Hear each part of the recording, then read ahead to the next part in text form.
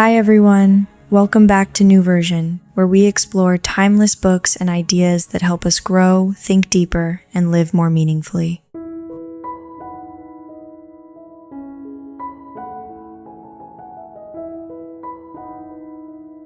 Have you ever looked back at a chapter of your life and wondered, if you had chosen differently back then, would you still be the person sitting here today? I think about that a lot. About those moments of standing at a crossroads, not knowing which direction was the right one to take. About the times I wanted to change, but something inside me pulled me back: fear, doubt, that quiet whisper that says, "Time's not yet, not you." About that feeling of knowing you deserve a different life, but not quite having the courage to step toward it.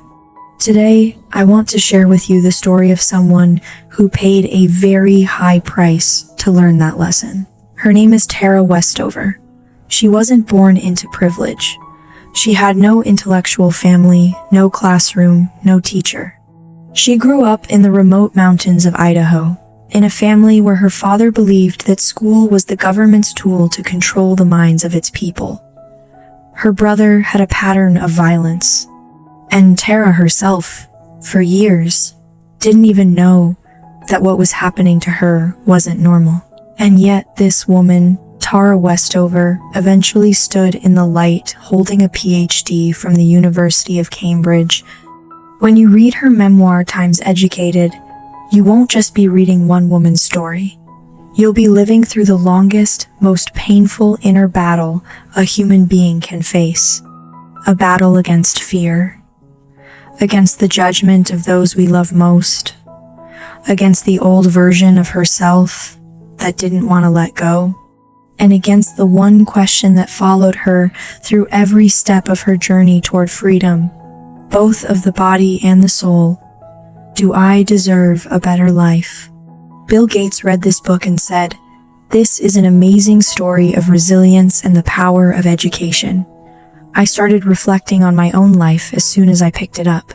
Today, I want to walk with you through 4 lessons from Tara's journey and one question to turn inward. What is still holding me captive?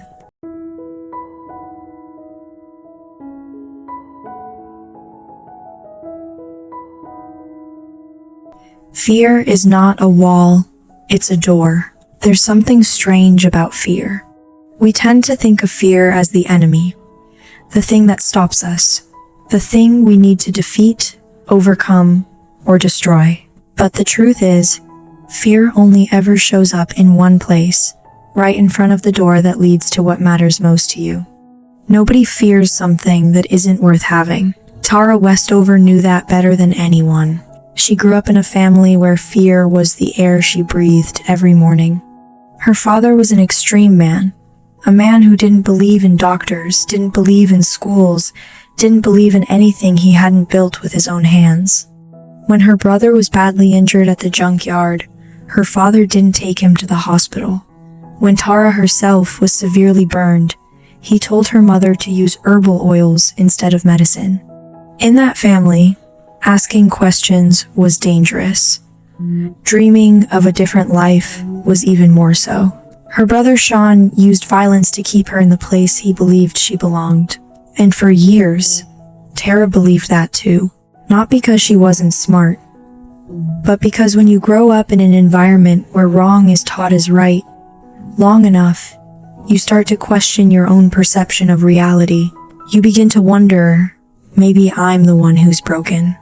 The philosopher Simone de Beauvoir once wrote that oppression doesn't only imprison your body, it imprisons your understanding of yourself. And that is exactly what happened to Tara year after year, through all of childhood. But then, something small changed everything. Her brother Tyler, the one with a more open mind, the one who was different from the rest, got accepted to college. And before he left, he said something simple to Tara. "You could do this too." Nobody else believed that. Not even Tara at first. She had no birth certificate, no school records, no teachers, no curriculum, no one to guide her. But in the darkness, after the rest of the family had gone to sleep, She began to teach herself math, physics, history. She learned by looking up every word she didn't understand in a dictionary. She'd study, forget, study again, forget again, and study once more. Was she afraid? Of course she was. Every time she picked up a book, she feared she wasn't smart enough. Every time she imagined writing her name on an exam registration form, she feared she would prove her father right, that she didn't belong in that world. But Nelson Mandela once said something I think every one of us should carry in our hearts. Courage is not the absence of fear. It is recognizing that something else matters more. And perhaps Tara found that something. It was the quietest question she had never dared to say out loud. Who am I really, if not what they've told me I am? And maybe, right now, you're carrying a question like that too. A question about the person you want to become, the life you want to live. But it's being suffocated by someone else's voice, a parent, an ex, or even your own voice, on the days you don't believe in yourself saying, "Don't, that's not for you, I want to say something to you." The fear whispering in your ear is not the truth about who you are. It is proof that what lies ahead is genuinely worth reaching for. Tara failed her first attempt at the entrance exam, but she didn't stop. She studied again, and she got into Brigham Young University. No one was waiting at the gates to celebrate her. Just her alone walking through the doors of a place she had only ever imagined, like a ticket to a different kind of life. And she stepped onto a path where everything, from that moment on, began to change.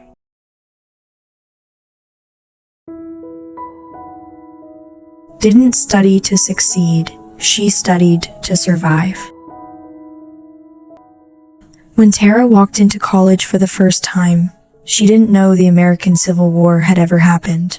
She sat in history class, listening to the professor speak about it the way you'd talk about something everyone already knows, and she felt like she was staring at a wall covered in words she had never been given permission to read, eyes that had never been allowed to see, ears that had never been taught to listen. Her classmates nodded along. Tara sat still, hands gripping the edge of her desk, and for the first time in her life, she felt the full weight of what it means to be truly ashamed of not knowing the world. That night, instead of calling home to cry, she opened a book and started reading. The next morning, she was the first one at the library. That evening, she was the last to leave. She worked early morning shifts to pay her tuition. She ate less so she could buy more books. She slept less so she could have more hours to learn. And here's what's remarkable. She wasn't chasing a GPA.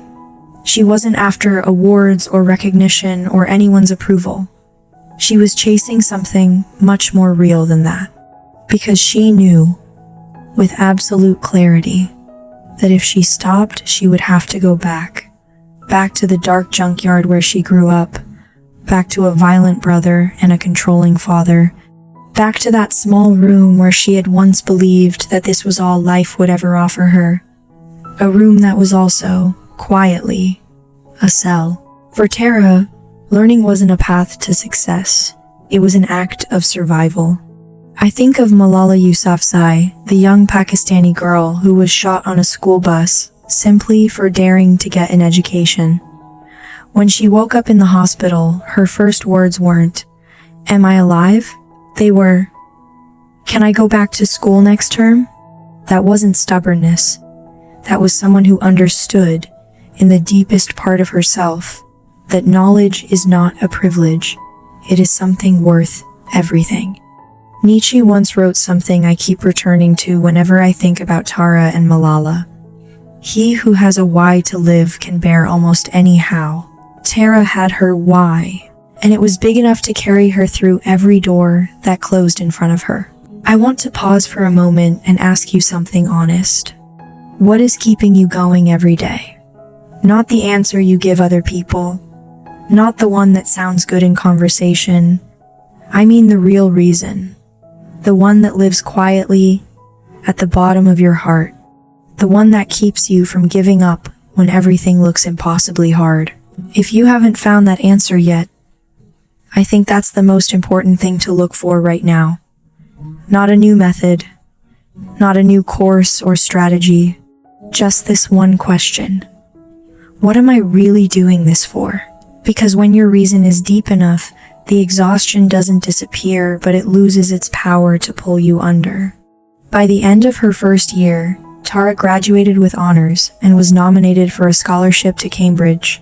A girl with no birth certificate, no school records, no one who believed she could do it now, standing at the door of one of the most prestigious universities in the world. And what brought her there wasn't natural talent. It wasn't luck. It was a reason deep enough that she never once allowed herself to stop.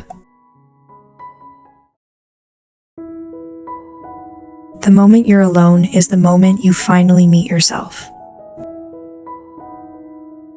I want to ask you something small, but really, it's quite large. When was the last time you sat in complete silence with yourself? No phone, no music, no conversation, nothing at all, just you, listening, and maybe writing down what came up. So many of us are more afraid of that than almost anything else. Not because life is too busy, but perhaps because in the quiet, questions begin to surface that we're not quite ready to face. Tara had to face all of those questions, not by choice, but because she had no other option. When she arrived at college, she was different from everyone around her in a way that was hard to explain. It wasn't just the gaps in her knowledge, it was the way she saw the world, the way she understood people, the way she responded to things others took for granted. All of it was completely unlike anything around her. She couldn't make friends, not because people disliked her, but because she didn't know how. No one had ever taught her. And so Tara was alone. At first, the loneliness pulled her down. She would sit by the library window, watching groups of students laugh and move through the courtyard below, and wonder quietly, will I ever belong somewhere? But then, somewhere in those long, still hours alone with her books, something unexpected happened. She began to hear herself. Not her father's voice echoing from old memories. Not Sean's anger. Not the beliefs that had been pressed into her mind since childhood. But a small, quiet voice, rising for the very first time from somewhere inside. What do I actually think? What do I actually feel? What do I actually want? The philosopher Blaise Pascal wrote in the 17th century, all of humanity's problems stem from man's inability to sit quietly in a room alone. And history has proven the opposite to be equally true.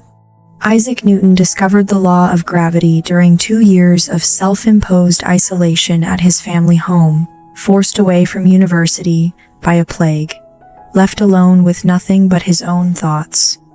J.K. Rowling wrote Harry Potter during the loneliest, most difficult years of her life, alone with a young child and a notebook in the cheapest cafe in Edinburgh. The greatest things humanity has ever created were not born in noise. They were born in silence. Tara learned that in the most painful way possible. But it was precisely those long, quiet years alone in the library reading books her father would have called dangerous that gave her something more valuable than any degree. She finally met herself. The real her. The one who had been locked away for years, not allowed to exist. And in that silence, she was finally given room to breathe. Are you afraid of silence? Of that empty, open stillness?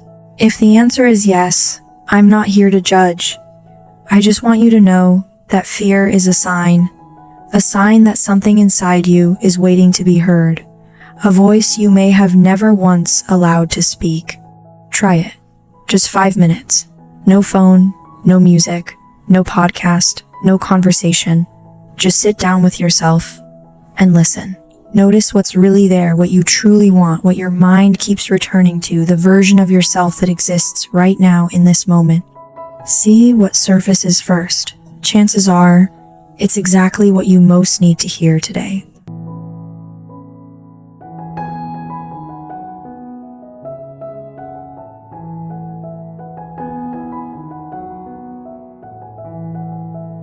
Letting go, when the greatest love is the love you give yourself. This is the part of Tara's book where I had to stop and sit for a long time.